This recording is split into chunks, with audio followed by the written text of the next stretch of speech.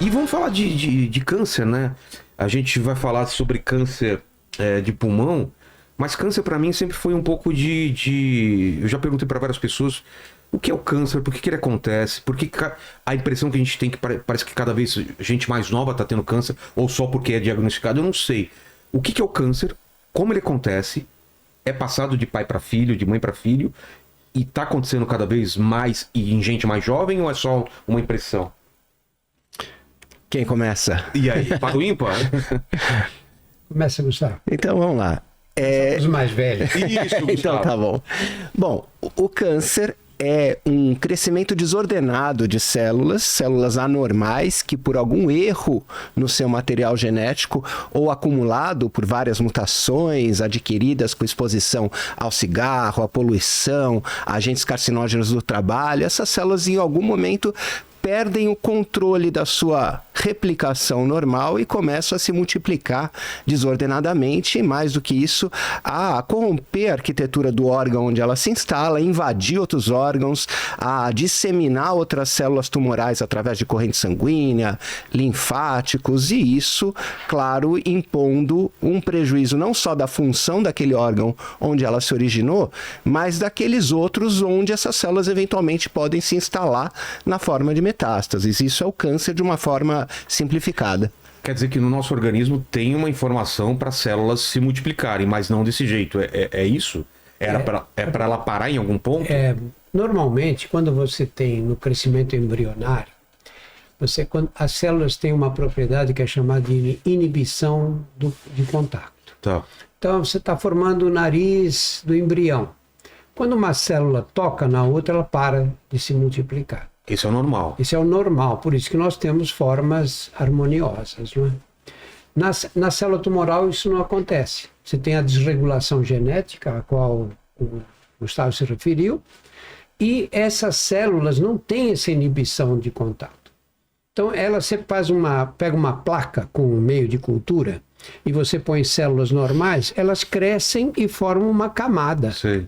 Uma vai encostando na outra, vai parando. A célula tumoral não, ela se empilha, ela bate na outra e passa por cima, vai pelo lado, e é por isso que infiltra os vasos sanguíneos. E aí acaba caindo na circulação e vai se instalar em outros órgãos, que é a metástase. E esse gatilho para ela não parar é o quê? É externo, é interno? Falou de coisas externas, né? Sim, normalmente, né?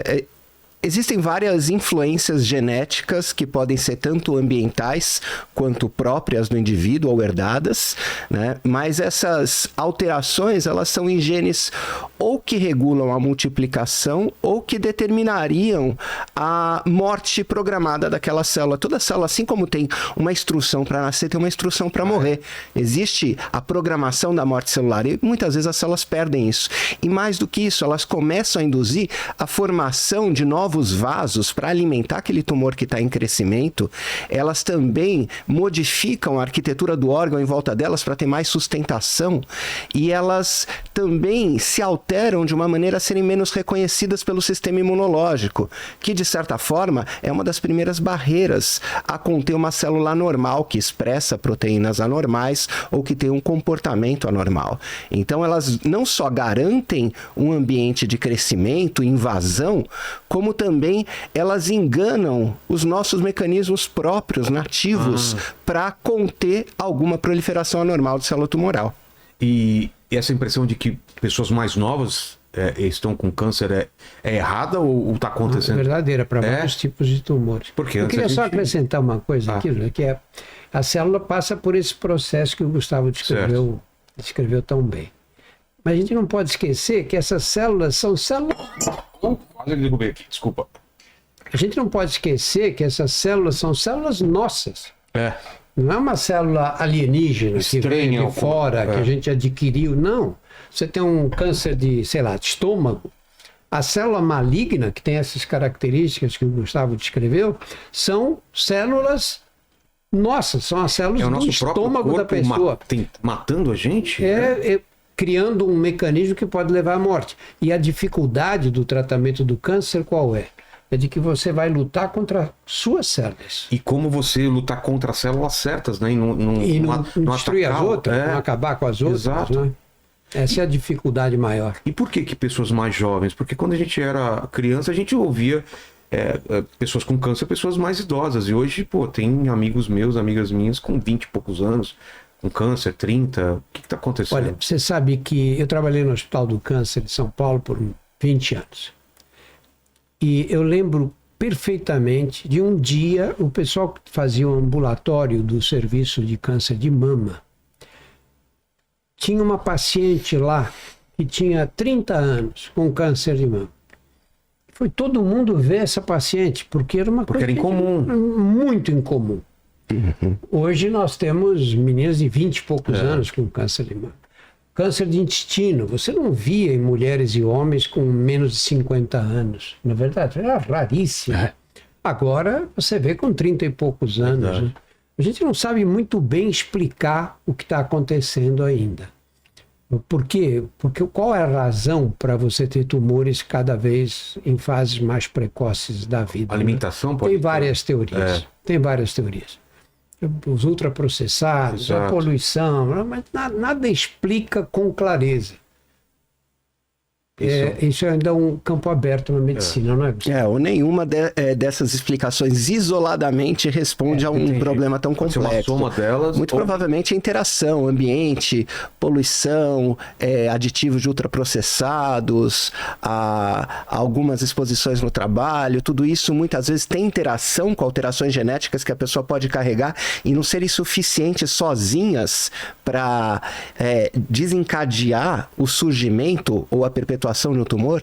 Então, há uma interação de vários desses fatores complexos, mas sim, é uma tendência que vem sendo observada em diversos tipos de câncer, esse diagnóstico em idades mais precoces do que a gente via, por exemplo, 1 ou 2 décadas atrás. E se meu pai teve câncer, eu vou ter ou não? Eu tenho uma maior probabilidade de ter? Olha, em raros casos você tem herança genética, assim, direta, né? Você vê famílias, por exemplo, em que você tem uma incidência maior de câncer de próstata. Então, seu pai teve câncer de próstata, o seu risco é mais alto, teoricamente. O seu pai teve, o seu irmão também, aí o seu risco aumenta. Você tem mulheres, em geral, que desenvolvem câncer de mama em fases muito precoces, aos 30 e poucos anos. E nessas famílias você pode ter determinados genes que aumentam o risco de desenvolver a doença. O que não existe é uma genética previsível. Assim, a alteração genética aumenta a probabilidade. Não é como você tem pai com gene com olhos castanhos e os 2 genes para olho castanho, a mãe também, você vai nascer de olho castanho e não tem escapatória. A herança, no caso do câncer, é muito mais complexa, né?